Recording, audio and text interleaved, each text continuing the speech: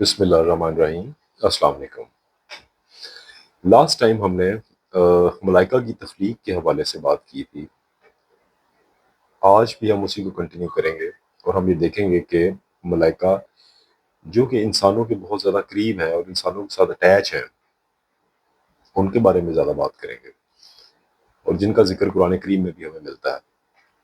انسان کے قریب رہنے والے فرشتے انسان کی پیدائش کے ساتھ ہی اس کے ساتھ اٹیچ ہو جاتے ہیں، منسلک ہو جاتے ہیں، جیسا کہ سرکار صلی اللہ علیہ وآلہ وسلم کا فرمان مبارک ہے کہ انسان کی پیدائش شروع ہوتے ہی اللہ تعالیٰ رحم مادر میں ایک فرشتہ مقرر کر دیتا ہے کہ جو کہتا ہے کہ یا رب یہ نطفہ ہے، یا رب یہ علقہ ہے، یا رب یہ مدغہ ہو چکا ہے۔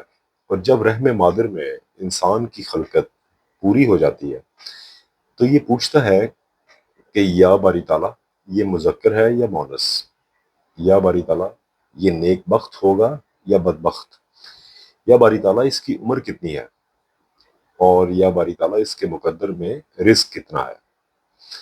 پھر اللہ تعالیٰ کی ذات پاک کے حکم سے اس انسان کی عمر، روزی، اس کا رزق اور نیک بخت یا بدبخت ہونا تحریر کر دیا جاتا ہے۔ جب یہ فرشتہ چلا جاتا ہے تو ایک اور فرشتہ اس بچے کے ساتھ آ کے، نومولود بچے کے ساتھ آ کے اٹیچ ہو جاتا ہے، جو کہ اس کی حفاظت کے لیے مامور کیا جاتا ہے، یہاں تک کہ اس نومولود بچہ اس کو سمجھ بوجھ نہ آ جائے۔ اس کے بعد یہ فرشتہ بھی چلا جاتا ہے اور اس کی جگہ وہ دو مشہور فرشتے آ جاتے ہیں جو کہ نامہ مال لکھنے کے لیے انسان کے ساتھ رہتے ہیں۔ پھر موت کے وقت یہ دو فرشتے بھی واپس چلے جاتے ہیں اور ان کی جگہ پہ ملک الموت حضرت اسرائیل علیہ السلام آتے ہیں اور انسان کی روح کو لے کر وہ بھی واپس چلے جاتے ہیں۔ اس پروسیس کے بعد قبر میں سوال کرنے والے دو فرشتے آ جاتے ہیں، مگر ہم ان فرشتوں کے متعلق جانتے ہی کیا ہیں؟ جیسا کہ سورہ الانفطار آیت نمبر 10 to 13 میں اللہ تعالیٰ کی ذات پاک نے بیان کیا ہے، یقیناً تم پر دو عزت والے لکھنے والے مقرر کیے گئے ہیں اور جو کچھ تم کرتے ہو وہ جانتے ہیں۔ یہ آیت مبارکہ اسپیسیفکلی کرامن کاتبین کے متعلق ہے، مگر ایک چیز اس میں بڑی انٹرسٹنگ ہے کہ ان کو عزت والے فرشتے کیوں کہا گیا ہے۔ اگر ہم دیکھیں تو حضرت عباس رضی اللہ عنہ سے روایت ہے کہ حضور صلی اللہ علیہ وآلہ وسلم نے فرمایا کہ اللہ نے ان کو بہترین اخلاق عطا فرمائے ہیں اور یہ قبیح اعمال کے وقت انسان سے پیچھے ہٹ جاتے ہیں، اور انہی کا ذکر اللہ پاک نے سورہ یونس آیت نمبر 21 میں کیا ہے۔ ہمارے قریب رہنے والوں کی ایک اور قسم کا ذکر سورہ رعد آیت نمبر 11 میں آتا ہے، جن کو اللہ تعالیٰ نے موقبات کہا ہے۔ اللہ تعالیٰ فرماتا ہے اس آیت میں کہ اس کے لیے اس کے آگے اور پیچھے موقبات مقرر ہیں جو اللہ کے حکم سے اس کی حفاظت کرتے ہیں۔ سورہ رعد کی اس آیت کے اندر بڑی کلیئرٹی کے ساتھ اللہ تعالیٰ فرما رہا ہے کہ ہر انسان کے آگے اور پیچھے فرشتے مقرر ہیں جو اس کی حفاظت پہ مامور ہیں۔ اسی ضمن میں حضرت عثمان رضی اللہ تعالیٰ عنہ سے روایت ہے کہ آپ نے سرکار صلی اللہ علیہ وآلہ وسلم کی ذات اقدس سے پوچھا کہ یا رسول اللہ انسان کے ساتھ کتنے فرشتے ہوتے ہیں؟ تو سرکار صلی اللہ علیہ وآلہ وسلم نے 10 کا ذکر فرمایا تھا۔ ان 10 میں سے ایک فرشتہ ایسا بھی تھا جو صرف انسان کے حلق کی حفاظت کے لیے مامور تھا، اور ان 10 میں سے 2 فرشتے ایسے بھی تھے جو صرف انسان کی 2 آنکھوں کی حفاظت کے لیے مامور تھے۔ اسی طرح مولا علی علیہ السلام سے روایت ہے کہ انسان کی حفاظت کے لیے اس کے ساتھ حفاظتی ملائکہ مقرر ہے، اور اگر اللہ کی مرضی نہ ہو تو کوئی شخص کسی دوسرے شخص کو چاہ کر بھی مار نہیں سکتا یا قتل نہیں کر سکتا، اور یہ فرشتے صرف 2 حالتوں میں اس کے پاس سے ہٹتے ہیں۔ نمبر 1، ایک تب جب تقدیر کا لکھا ہوا پیش آ جائے، اینڈ نمبر 2، جب موت کا وقت آ جائے۔ اسی کا ذکر سورہ الطارق آیت نمبر 4 میں اللہ پاک نے یوں فرمایا ہے کہ کوئی ایسا نہیں ہے کہ جس پر نگہبان فرشتہ مقرر نہ ہو۔ نگہبان فرشتہ ہونا بڑا سرپرائزنگ لگتا ہے کہ ہر انسان کے ساتھ اللہ تعالیٰ نے اسپیسیفکلی اس کی حفاظت کے لیے نگران فرشتے کا تقرر کیا ہوا ہے۔ اس میں امپورٹنٹ بات یہ ہے کہ اگر کوئی پرسنالٹی خاص ہو اللہ کے مخصوص لوگوں کے لیے، یہ حفاظت بھی خاص ہو جاتی ہے،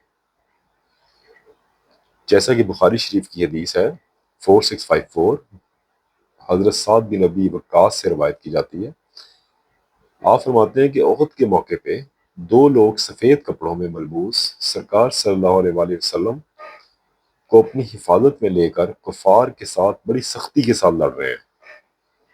آپ کہتے ہیں کہ ان کو اس سے پہلے اور جنگ احد کے بعد بھی کبھی بھی نہیں دیکھا گیا تھا۔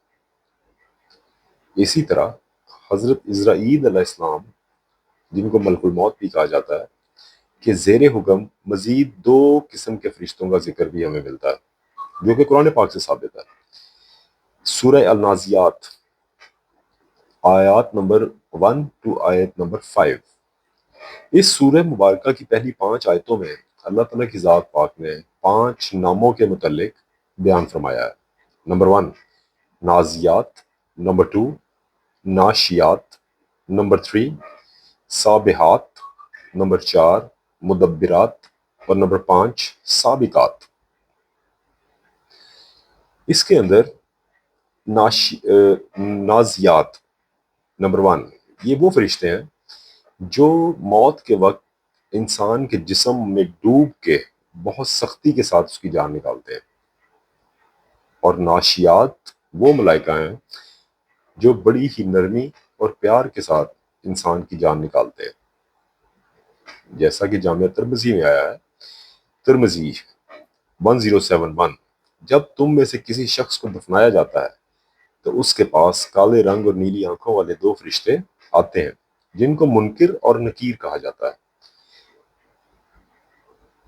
یہاں پہنچ کے ایک سوال جو ہمارے ذہن میں پیدا ہوتا ہے وہ یہ ہے کہ ان کی رہائش، یہ رہتے کدھر ہیں؟